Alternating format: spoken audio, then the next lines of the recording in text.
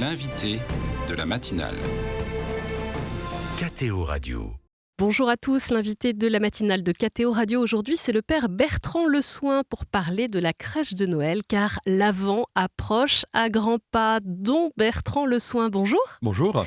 Vous êtes prêtre de la communauté Saint-Martin et l'auteur du Noël de Saint-François, paru aux éditions du Cerf, dans lequel vous racontez l'histoire de la première crèche de Noël inventée, si j'ose dire, par Saint François d'Assise la nuit de Noël en 1223, il y a 800 ans.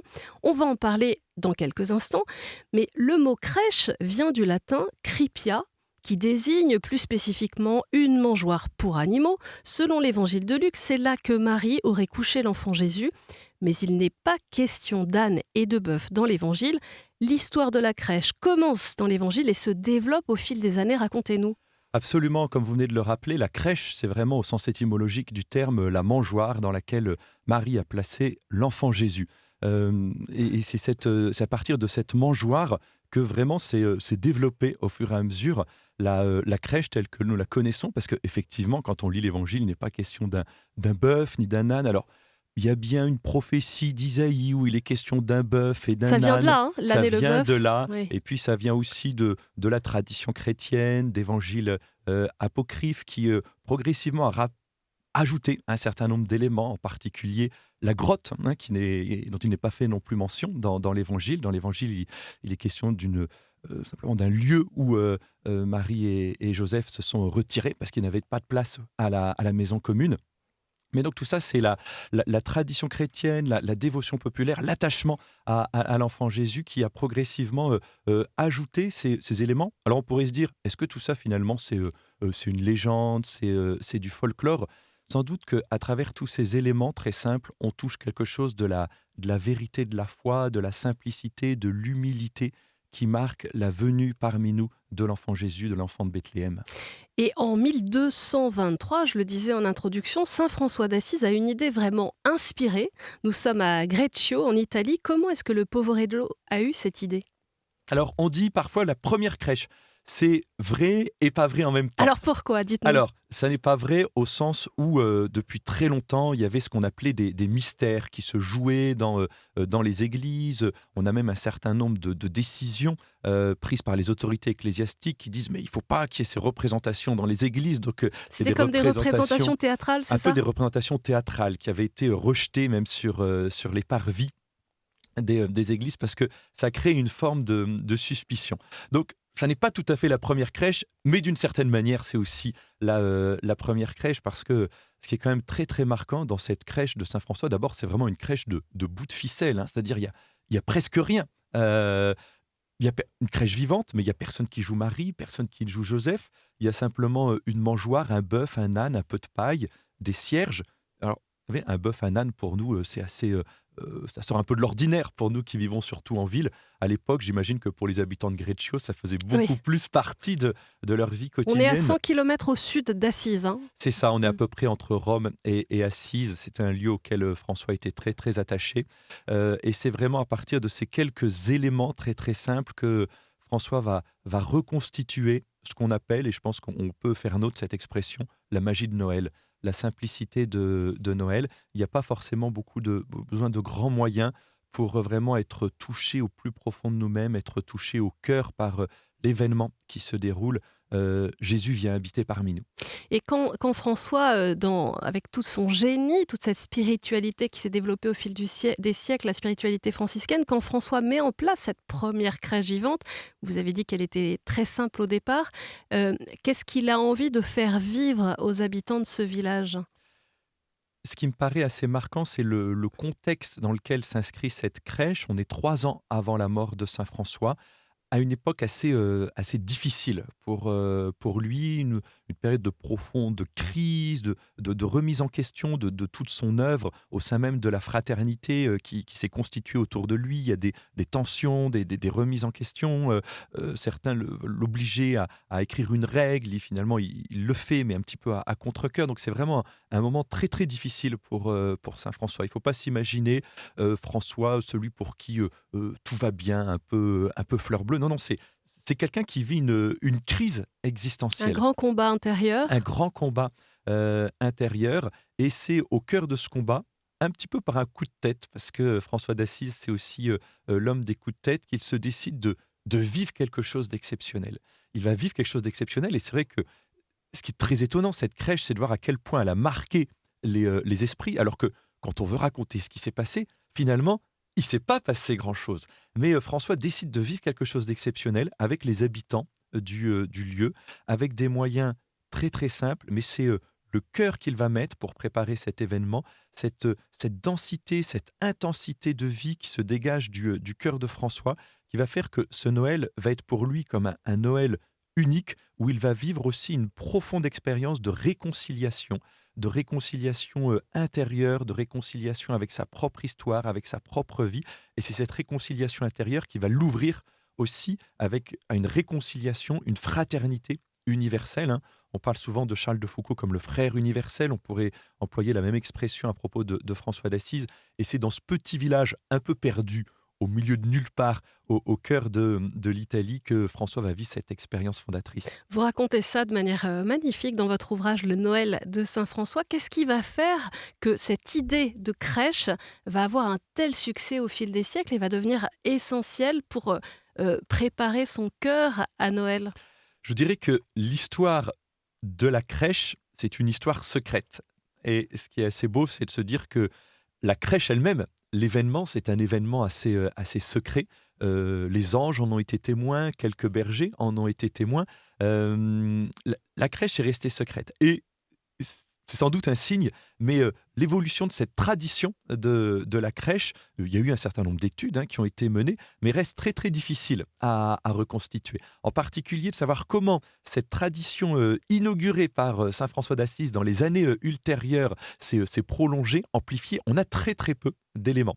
Ce qu'on sait en tout cas, c'est que c'est une sorte de fil caché qui traverse toute l'histoire du christianisme, toute l'histoire de la dévotion populaire, du sens de la foi du peuple chrétien, où en divers lieux, alors on peut penser à des lieux très emblématiques, bien sûr, Naples, la Provence par exemple, mais cet attachement à l'humanité du Christ, à la beauté de la naissance de cet enfant Jésus, va donner lieu à des réalisations, alors certaines beaucoup plus complexes que la petite mise en scène de Saint François, mais que ce soit dans la petite mise en scène de Saint François ou dans les immenses crèches à Naples ou dans les crèches des cantons de Provence, c'est le même attachement.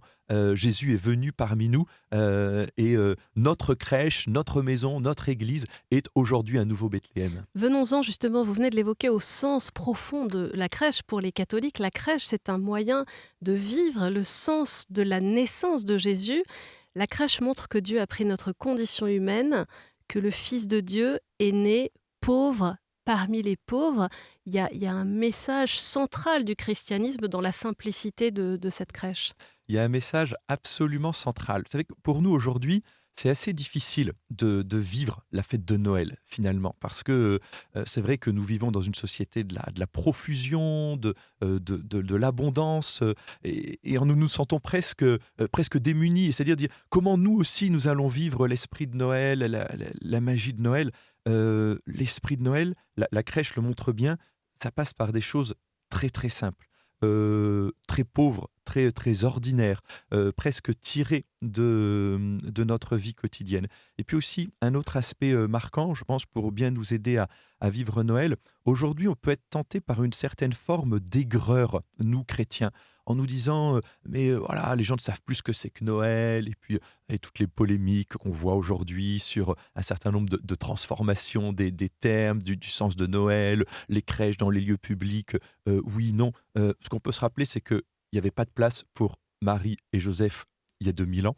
On peut se rappeler que il y a 800 ans, la crèche qui a le plus marqué a été célébrée dans un petit coin d'Italie que personne ne connaissait. Et donc, une crèche simple, humble, qui en apparence ne fait pas la une de l'actualité, c'est notre manière de célébrer Noël, eh bien, ce peut être aussi pour nous, de manière pauvre, simple, mais profondément évangélique, une manière de vivre et de fêter Noël. En décembre 2019, le pape François a publié une lettre sur le merveilleux signe de la crèche, sur la signification et la valeur de la crèche. Et il fait bien sûr, et c'est traditionnel, le lien entre Noël Et le mystère de l'Eucharistie, saint François lui-même l'avait évidemment fait lors de cette fameuse représentation en 1223. Absolument. Il y a une très belle expression d'ailleurs dans cette lettre du pape François où il parle de la crèche comme d'un évangile vivant. Et c'est vrai que la crèche, celle de nos maisons, celle de nos églises, c'est vraiment un évangile vivant. Et cette dimension eucharistique de la crèche est effectivement très présente dans la crèche de Greccio, célébrée par Saint François. Alors, vous savez que Saint François était diacre, donc c'est lui qui a chanté l'évangile de la Nativité au cours de cette messe de Noël. C'est lui qui a prêché sur l'enfant de Bethléem, une expression à l'époque qui était assez neuve. Il était vraiment, nous disent ses biographes, pris par l'émotion et tout le monde vibrait au son des paroles de François. Et suite à cette homélie, le prêtre, dont on n'a pas gardé l'identité, a célébré l'Eucharistie sur la mangeoire elle-même. Et c'est se dire que dans cette mangeoire, donc dans cette crèche, on l'a rappelé au début de l'émission, comme sur l'autel, c'est le même Christ qui vient parmi nous, Jésus qui se fait proche de nous et qui vient se donner à nous pour nous communiquer sa vie, pour nous communiquer sa paix. C'est vraiment le prince de la paix qui vient au milieu de nous le soir de Noël et nous communiquer sa joie. Parce que le petit enfant Jésus, c'est celui auquel nous sommes appelés à communier lors de chaque messe. Absolument. Et c'est celui qui vient nous visiter. Je pense que c'est beau aussi de se dire que la crèche, c'est aussi notre propre cœur. Nous avons aussi à laisser une place au Seigneur Jésus. Il n'y avait plus de place pour lui dans la maison commune il y a 2000 ans. Est-ce qu'il y aura une place dans notre cœur? Je trouve que c'est une bonne question aussi que nous pouvons nous poser à l'approche de Noël. Eh bien, comment se préparer justement chacun d'entre nous plus intérieurement, au-delà de ce qu'on peut organiser dans nos maisons, dans nos appartements? Comment préparer une place pour celui qui vient et qui est déjà là? Je pense qu'un des bons moyens, c'est de redécouvrir ou découvrir peut-être le sens de l'émerveillement. C'était très marquant pour Saint François, qui avait déjà une bonne quarantaine d'années. À l'époque, il était assez âgé. Ce cœur d'enfant. Et je pense que tous, toutes générations confondues, nous avons à retrouver un esprit d'enfance, un cœur d'enfant pour nous émerveiller. Peut-être que en cette approche de Noël, nous traversons des moments difficiles et on sait bien comment aussi, hein, les fêtes de Noël, ça peut être des grands moments de joie familiale, mais ça peut aussi être des moments qui ravivent certaines blessures. Lorsque on a connu, par exemple, un deuil qui s'est déroulé au moment de ces fêtes, ou une déchirure familiale qui fait qu'on ne peut pas rassembler comme on le souhaiterait la famille. Mais au fond, quoi que nous vivions actuellement, nous pouvons nous laisser toucher par le message de Noël. Euh, L'enfant Jésus va venir. Il va venir dans nos maisons, il va venir dans nos communautés chrétiennes, il va venir dans nos cœurs. Laissons-nous toucher simplement. Il ne s'agit pas simplement d'une sorte de parenthèse enchantée dans notre vie, mais en accueillant ce sens de l'émerveillement, nous touchons à ce qu'il y a vraiment de plus profond de notre foi et qui est comme finalement la condition préalable pour accueillir Dieu, c'est avoir ce cœur ouvert, disponible à simplement se laisser toucher. Dans sa lettre, le pape François mentionne quelques-uns des signes importants de la crèche. Il parle du contexte du ciel étoilé dans l'obscurité et dans le silence de la nuit qui nous rappelle tous les moments de notre vie où le ciel est comme obscurci. Il parle des bergers qui sont les plus simples, les plus pauvres et qui sont ceux qui veulent annoncer la bonne nouvelle. Des santons, il en parle comme des santons symboliques. Il dit ce sont comme les pauvres et les exclus. Et puis il parle aussi de l'imagination des enfants. On a parfois des enfants qui ont l'intuition que la crèche, elle est ouverte sur le monde et qui viennent rajouter leurs petites figurines, leurs petits jouets. Le pape s'en amuse d'ailleurs. C'est vrai que c'est assez drôle et on a tous à l'esprit des crèches immenses, magnifiques, avec le moulin, la maison, et puis où il faut quand même quelques secondes pour se dire, mais au fond, où est-elle la crèche en tant que telle? C'est ça. Où dans cette immense mise en scène, on peut trouver Marie, Joseph, l'enfant Jésus. Et ça, c'est vraiment une très très belle tradition qui s'est développée grâce entre autres aux crèches provençales. Les santons en provençal, ce sont les petits saints. Et c'est vrai que beaucoup de ces santons, en apparence, n'ont plus rien à voir avec le mystère de Noël. Ce sont les différents corps de métier, les différents personnages du village qui arrivent. Mais au fond, les santons, c'est nous. Les vrais acteurs de la crèche, c'est nous. Je le rappelais pour la crèche de Saint-François, d'ailleurs. Il y avait personne qui jouait Marie, personne qui jouait Joseph. C'était les habitants de Greccio. Et nous, lorsque nous apportons des santons, eh bien, c'est nous-mêmes finalement que nous apportons et qui devenons ces témoins émerveillés de cette naissance. Un grand merci, Père Bertrand Le Soin, d'avoir été l'invité de la matinale sur KTO Radio pour évoquer ensemble le sens de la crèche alors que l'Avent approche. Je rappelle que vous êtes l'auteur du Noël de Saint François, paru aux éditions du Cerf. Très bonne journée. Merci beaucoup.